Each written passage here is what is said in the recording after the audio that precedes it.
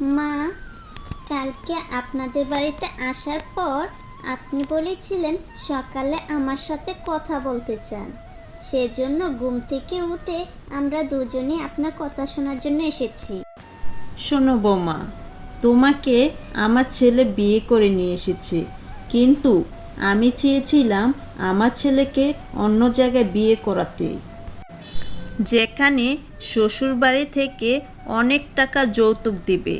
কিন্তু দেখো, তুমি যে তোমার বাপের বাড়ি থেকে চলে এসেছো, তোমাকে কি দিয়েছে? এ গলার যে নেকলেসটা, এটা তো স্বর্ণের না। আমি চেয়েছিলাম অনেক টাকা স্বর্ণ গহনা এবং 1,00,000 টাকা যৌতুক। তোমার বাবা মা তো তোমাকে কিছুই দিতে পারলো না।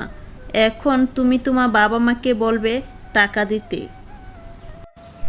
মা, ওর বাবা মা অনেক গরিব।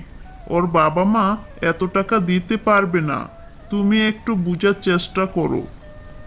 আর যৌতুক নিয়ে আর কোনো কথা বলো না। আমি ওকে এক মুঠো লবণ ভাত খাওয়ালি ও খুশি। মা, আপনার ছেলে ঠিকই বলেছে। আমার বাবা মা যে গরিব, এটা আপনার ছেলে খুব ভালোভাবে জেনে শুনেই আমাকে বিয়ে করেছে। এখন আমি এত টাকা কোথায় পাবো? এসব আমার জানার বিষয় না। আমার জানার বিষয় হলো তুমি টাকাটা কবে নিয়ে আসতেছো। এ বাড়িতে থাকতে হলে যৌতুক নিয়ে আসতে হবে। যৌতুক ছাড়া এ বাড়িতে থাকা যাবে না। আমি আমার ছেলেকে কত কষ্ট করে বড় করেছি, পড়াশোনা করিয়েছি। ভেবেছি বড় ঘরের কোনো মেয়েকে বিয়ে করে রাজকন্যা এবং রাজত্ব দুইটাই পাবো। না, সে আমার কথা অমান্য করে এ ফকিরের বাচ্চাকে বিয়ে করে নিয়ে এসেছে। মা, তুমি কি জানো না এখন যৌতুক দেওয়া এবং নেওয়া দুটাই অন্যায়? তুমি কেন ওর কাছ থেকে যৌতুক চাও? আমি যৌতুকের পক্ষে না। শাশুড়ি মা, কালকে মাত্র আমাদের বিয়ে হয়েছে। এখন পর্যন্ত আমি ওই বাড়িতে যাইনি। আমি যদি যাই তারপর বাবাকে বুঝিয়ে বলবো নে। হ্যাঁ হ্যাঁ, সেটাই করো। না হয় এ বাড়িতে আমি তোমাকে ফিরি ফিরি খাওয়াতে পারবো না। তুমি বরং টাকা আর স্বর্ণ গহনা নিয়ে এ বাড়িতে আইসো, বুঝলে? মা, কাজটা মনে হয় তুমি অনেক জটিল করে দিয়েছো। ও কিভাবে এত টাকা পয়সা পাবে? ওর বাবা মা অনেক গরিব। মা, অনেক গরিব। বোঝার চেষ্টা করো। আমার বাবার আজকে টাকা নেই, সেই জন্য আমার শাশুড়ি মা আমাকে দিয়ে অনেক কাজ করায়। যৌতুকের জন্য অনেক চাপ দিয়েছে। আমি কিভাবে বলি আমার বাবার যে টাকাই নেই? টুনি তাড়াতাড়ি রান্না করার জন্য বাড়িতে পানি নিয়ে গেল। টুনির শাশুড়ি খাবারের জন্য অপেক্ষা করছে। রান্না করতে দেরি হলে না জানি টুনির উপর কত কষ্ট অত্যাচার সহ্য করতে হয়। কি হলো বৌমা, এখনো রান্না বান্না হয়নি? কি, সে সকালে বলেছিলাম নদীর ঘাট থেকে জল আনতে, তোমার দেরি হলো কেন? সারাদিন কোথায় ছিলে? বাবার বাড়ি থেকে তো টাকা আনার কথা বলেছিলাম, কই টাকার কোনো খবর নেই তো? মা, আমি কিভাবে বাবার বাড়ি থেকে টাকা নিয়ে আসি? আমার বাবার তো অত টাকা নেই। যৌতুক দিয়ে মেয়েকে বিয়ে দিতে পারবে না, সেটা আপনার ছেলে জানে। আমি কিভাবে যাই, কোন মুখে কথা বলি? এসব গল্প এখন আমাকে শোনালে কিভাবে হবে বৌমা? তোমাকে তো আমি অনেকবার বলেছিলাম টাকা পয়সা চাই। আমার একটা ছেলে রতন, আমি তাকে বিয়ে করিয়েছি, টাকা পয়সা বাদে। মা, আমাকে একটু বোঝার চেষ্টা করুন। আপনি একটা নারী হয়ে আরেকটা নারীকে যৌতুকের জন্য এভাবে চাপাচাপি করতে পারেন না। শোনো, আমাকে জ্ঞান দিতে এসো না। আমার বিয়ের সময়ও আমার বাবা মোটা অঙ্কের টাকা দিয়ে আমাকে বিয়ে দিয়েছে এ বাড়িতে। তোমার শ্বশুরে আমাকে মোটা অঙ্কের টাকা দিয়ে এখানে এনেছে। আর এই যে গলার মধ্যে যে স্বর্ণটা দেখতে পাচ্ছ, এটা আমার বাবা যৌতুক হিসেবে দিয়েছে, বুঝলে? আপনার বাবার তাহলে অনেক টাকার সম্পদ ছিল, সেজন্য আপনাকে দিতে পেরেছে। কিন্তু আমার বাবার তো এত টাকা সম্পদ নেই, আমি কিভাবে দেব? মা, আপনি যান, খাবার রেডি হয়ে যাচ্ছে। হারামজাদি বল এটা কি? আমাকে সে বলে টাকা এনে দেবে না, উল্টাপাল্টা বুঝে। আমি আজ তোকে মেরেই ফেলবো, মেরেই ফেলবো। মা, আমাকে বাঁচান, আমাকে মারবেন না মা, আমার খুব লাগছে মা, লাগছে। যৌতুকের টাকা চেয়েছি, টাকা দিবি না? তোকে আমি বসে বসে খাওয়াবো?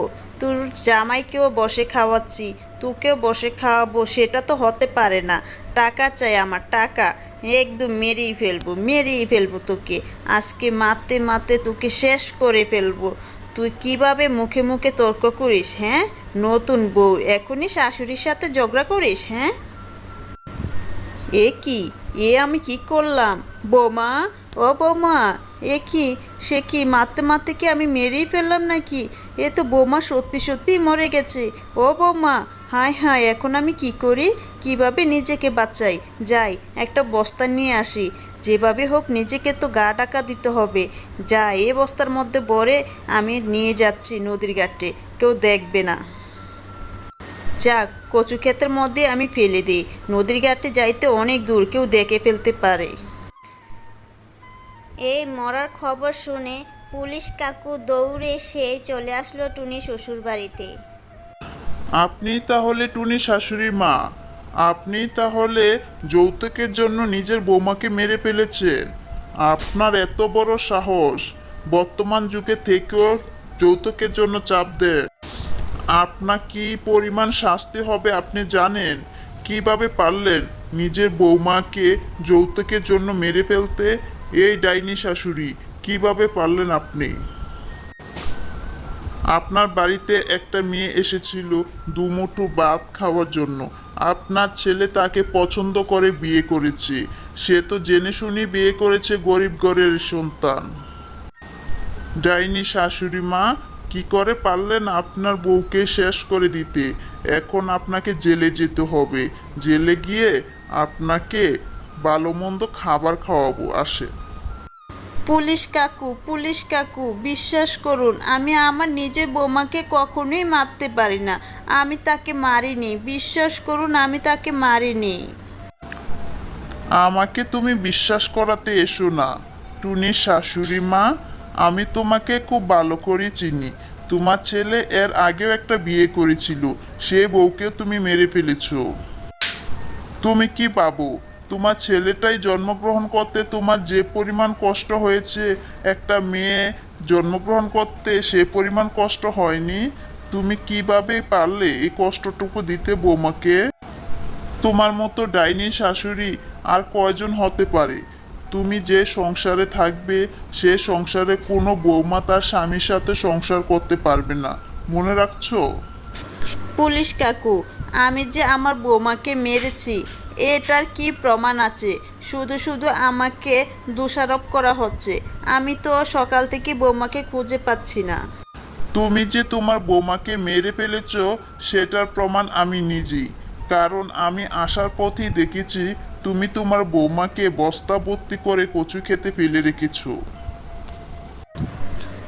আমার ভুল হয়ে গেছে, আমাকে জেলে নেবেন না। আমি জেল পুলিশ খুব ভয় পাই।